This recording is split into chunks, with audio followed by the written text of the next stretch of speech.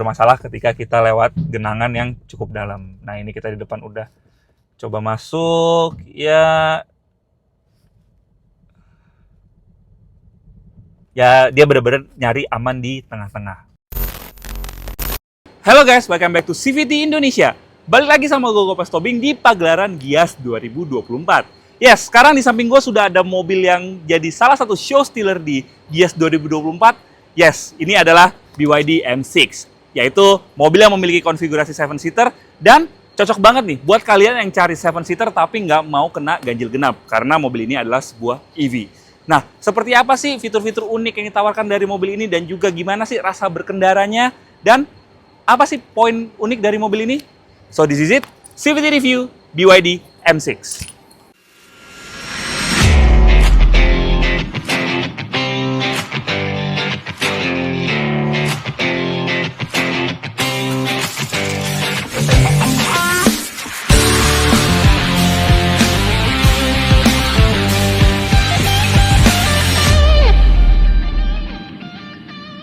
Yes, BYD M6 ini memiliki salah satu poin unik yang ditawarkan oleh BYD Indonesia, yaitu konfigurasinya sebagai 7-seater. Ya, ini jadi salah satu advantage ya, karena memang orang Indonesia itu banyak yang menyukai mobil dengan konfigurasi 7 penumpang, tapi sejauh ini belum banyak mobil EV yang sudah memiliki konfigurasi 7 penumpang seperti BYD M6 ini. Ya, memang dulu ada seperti Mercedes EQB yang punya konfigurasi 7 penumpang, tapi itu memang mobil itu memiliki harga yang sudah menembus 1 miliar. Nah, kalau BYD M6 ini jujur memiliki harga yang cukup sesuai dengan daya beli dari masyarakat Indonesia. Nah, pertama kita lihat desainnya. Ya, dari desain depannya dia mengadopsi bahasa desain BYD, yaitu Dragon Face. Jadi mukanya cukup agresif ya, tidak seperti MPV yang biasanya lampunya besar terus cenderung mengotak. Kalau di sini tuh dia dibikin mengerucut di ujungnya. Jadi desainnya keren banget. Terus juga bagusnya dia juga sudah full LED dan ada proyektor sebanyak 3 buah di depan sini. Terus untuk grillnya, dia seperti EV pada umumnya, dia dibikin rata karena memang EV tidak membutuhkan pendinginan ekstra ya, karena tidak memiliki radiator. Terus untuk kap mesinnya dia ada tarikan garis sebanyak 2 buah yang menekankan kesan rugged dari mobil ini. Jadi mobilnya nggak kelihatan polos saja di depan sini, tapi dia punya kelekukan yang membuat mobil ini kelihatan lebih agresif. Gitu. Nah, terus kita agak ke bawah, dia punya radar di sini yang merupakan perlengkapan dari ADAS-nya. Yes, mobil ini sudah dilengkapi dengan ADAS. Dan selain radar ya, dia juga sudah punya kamera di atas ini ya. Di atas ini untuk membantu pekerjaannya sistem ADAS-nya. Ya, dari depan itu aja karena memang mobil listrik itu desainnya nggak neko-neko ya. Ya, ini dia bagian sampingnya.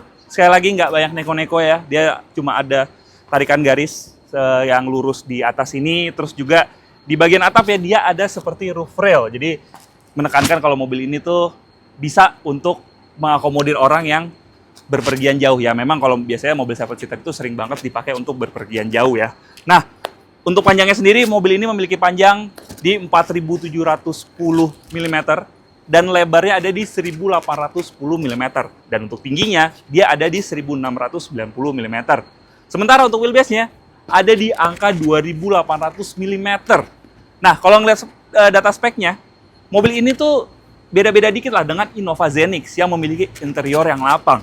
Jadi, nanti kalau kita lihat interiornya, harusnya tidak berbeda jauh dengan Innova Zenix. Nanti kita bahas di interiornya. Terus di samping sini dia juga sudah memakai ban berukuran 17 inci dibalut dengan ban 225/55R17 keluaran dari GT Tires.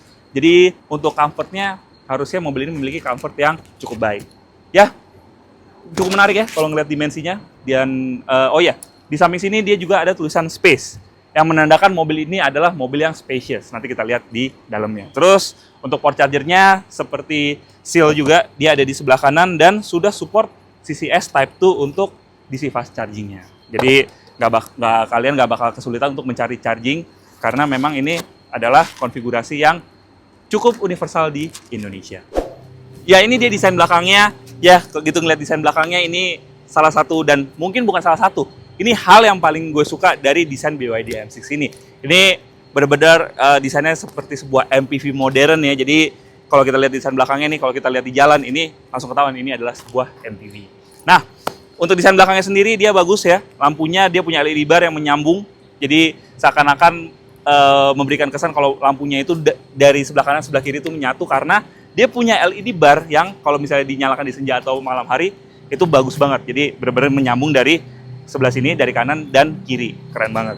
Dan bagusnya lagi, dia juga sudah full LED untuk lampu remnya, dan juga untuk lampu sennya dia juga sudah sequential. Jadi mantep banget. Nah, terus di belakang sini dia juga ada list chrome yang berada di lampunya dan juga ada di bagian bumpernya. Ini pas aja ya, jadi nggak too much seperti mobil-mobil kekinian. Ini desainnya subtle tapi masih kelihatan punya proporsi yang cukup oke. Nah, terus di belakang sini ada emblem BYD M6 dan juga ada tulisan BYD yang sama seperti pada lineup BYD pada umumnya. Nah, terus dia juga sudah dilengkapi dengan sensor 4 titik dan juga ada spoiler di belakang sini dan ada antena shark fin. Dan di belakang sini juga ada hal yang cukup langka di EV-EV, yaitu adanya wiper belakang, dan ditambah dia juga sudah punya defogger di belakang sini. Untuk bagasinya sendiri, dia juga sudah pembukaannya sudah power back door ya, bagus. Terus untuk bagasinya gitu terbuka ketika 3 baris tegakan, menurut kami untuk kapasitas sebesar ini, satu koper besar dan satu koper cabin masih bisa masuk dengan mudah di belakang sini. Dan apabila kalian mau taruh barang-barang kecil, itu kalian tinggal buka partisinya yang di bawah sini dan langsung ada ruangan untuk meletakkan barang-barang kalian. Butuh ruang bagasi yang lebih, kalian tinggal lipat baris 3-nya. Dan ini pelipatannya cukup mudah, kalian cukup tarik tuas tali di belakang sini dan dorong joknya ke depan. Dan langsung ada ruang bagasi yang menurut kami ini adalah ruang bagasi yang bisa bersaing di kelasnya. Ini dia bagian interiornya. Tapi sebelum kita bahas interiornya, pastikan kalian sudah subscribe ke YouTube channel CVT Indonesia dan nyalakan lonceng notifikasi. Main-main juga ke Instagram kami di cvt.indonesia, dan buat kalian yang pengen baca berita, kalian bisa bacanya di website kami di cvtindonesia.co.id. Dan sekarang kami sudah memiliki TikTok di CVT Indonesia. Sudah? Terima kasih. Sekarang kita bahas interiornya. Ya, gitu masuk.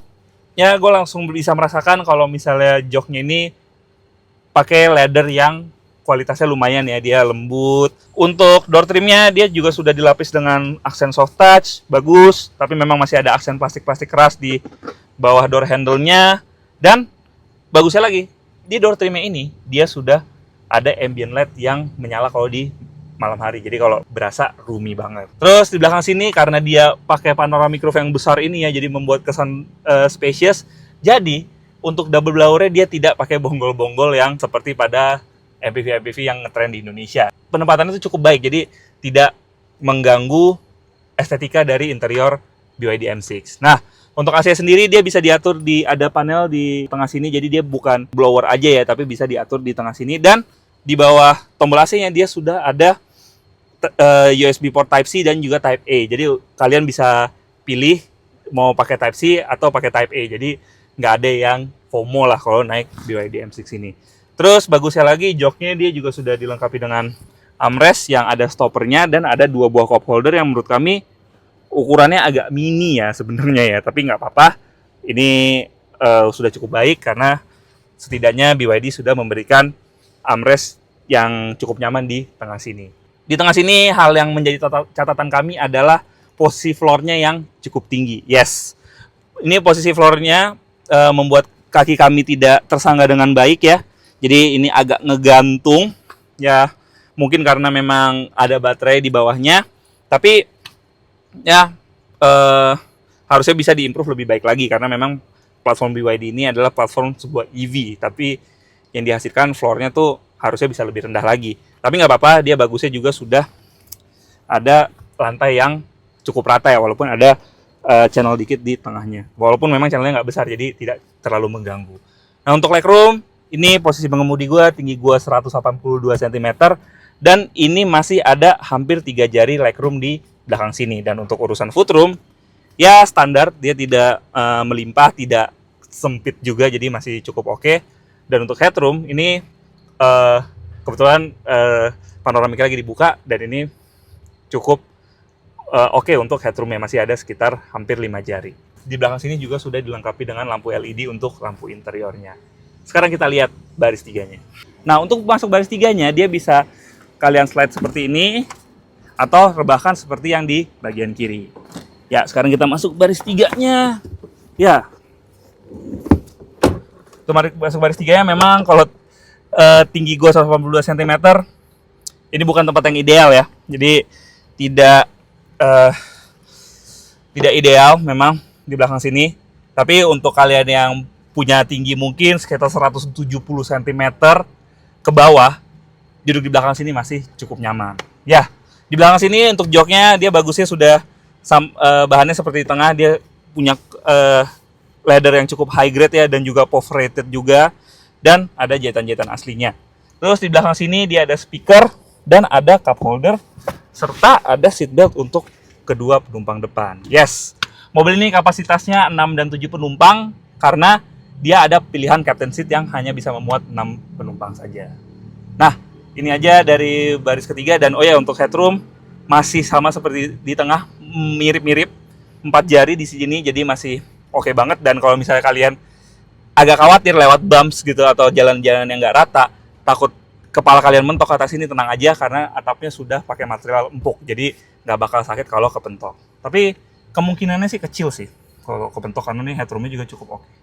Dan hand grip di belakang sini juga sudah ada, dan ada kisi-kisi asli yang untuk mendinginkan baris ketiganya. Sekarang kita lanjut ke interior depan. Ini dia bagian depan dari BYD M6, dan gitu gue masuk ke depan, gue langsung disambut time khas BYD. Yes.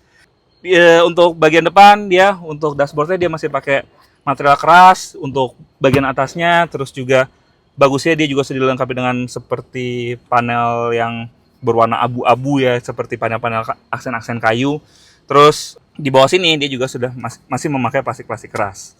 Nah, untuk menyalakannya di sini ada tombol start stop juga, tapi kalian bisa menyalakannya dengan injak rem aja, terus nyalain mobilnya dan langsung ada oke, ada tulisan oke di speedometernya. Nah, untuk setirnya dia juga sudah tilt dan juga teleskopik. Wow. Door panelnya dia udah pakai material empuk, walaupun masih ada plastik-plastik juga di bawah door handle-nya. Terus juga kalian sudah mendapatkan panel empuk di sebelah sini, sebelah kanan dan maupun kiri, dan ada jahitan-jahitan aslinya. Nice banget. Dan untuk joknya dia sudah electric seat untuk driver dan juga penumpang depan. Jadi nice banget. Nah, untuk head unitnya dia memakai head unit sebesar 12,8 inci, dan semua kontrol mobil seperti AC, ADAS, dan juga settingan lainnya itu ada di head unitnya ini. Dan seperti BYD pada umumnya, head unitnya itu bisa di rotate mau vertikal maupun horizontal. Dan untuk ukurannya dia ada di 12,8 inci. Terus di bawahnya dia ada wireless charger, tapi wireless charger cuma sebelah aja, beda sama seal yang wireless charger itu ada di sebelah kanan dan sebelah kiri. Tapi nggak apa-apa, ini untuk tempat wireless chargernya dia cukup oke ya untuk tampilannya. Mode berkendaranya dia ada 3, jadi ada Eco, normal, dan juga Sport. Jadi tergantung kebutuhan kalian. Nah, terus di depan sini dia juga ada di setirnya, dia untuk sebelah kirinya itu untuk mengaktifkan cruise controlnya. Cruise controlnya juga sudah adaptif, dan ada tombol untuk menyalakan kamera 360-nya. Yes, mobil ini sudah dilengkapi dengan kamera 360. Dan di sebelah kanan, dia juga sudah dilengkapi dengan tombol untuk settingan audionya. Jadi untuk volume, mengangkat telepon, dan juga voice command. Voice command atau untuk mengaktifkan BYD Assistant yang ada di mobil ini. Di belakang, dia juga sudah dilengkapi dengan lampu LED dan ada tombol untuk menutup panoramic roof atau membuka panoramic roof-nya. Nah, itu aja dari depan. Sekarang kita lihat dapur pacunya. Wah, dia sudah pegas. Wow, gokil ya. Untuk dapur pacunya sendiri, dia punya 2 pilihan baterai, yaitu berkapasitas di 55,4 kWh dan 71,8 kWh. Masing-masing punya tenaga 160 horsepower dan juga 201 horsepower. Dan untuk jarak tempuhnya, yang untuk 55,4, dia jarak tempuhnya ada di angka 420 km. Sementara yang untuk 71,8, dia jarak tempuhnya ada di 530 km. Jadi untuk range-nya cukup bersaing ya. Dia sudah support DC fast charging dengan CCS Type 2, dan untuk maksimum inputnya dia bisa sampai 115 kW. Jadi untuk 30-80% dia membutuhkan waktu kurang lebih hanya setengah jam saja. Sekarang kita rasakan sensasi berkendara dari BYD M6 ini. Let's go. Merasakan sensasi berkendara dari BYD M6. Yes. Untuk posisi mengemudi dia biasa aja ya, dia nggak ada yang spesial. Dia cukup commanding juga, tapi tidak se-commanding MPV pada umumnya. Dia cukup rendah, tapi bukan sporty juga gitu rasanya. Jadi ya dia benar-benar nyari aman di tengah-tengah. Nah, barusan kita lewat speed bumps. Speed bumps-nya bisa teredam dengan sangat baik ya. Jadi untuk ke dalam tuh tidak mental-mentul, tapi suaranya bisa teredam juga dengan sangat baik.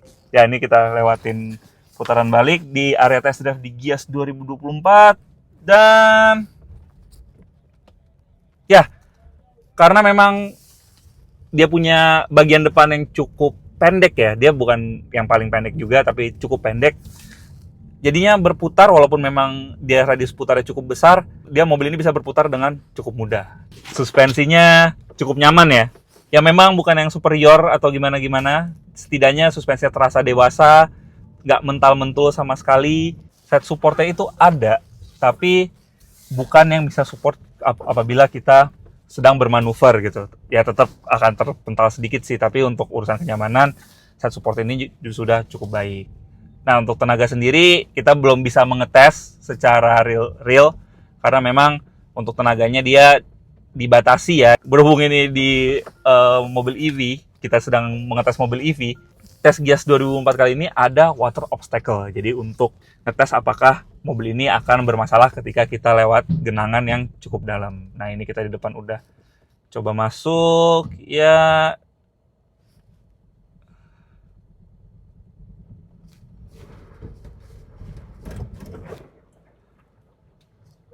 dan ternyata tidak ada masalah sama sekali.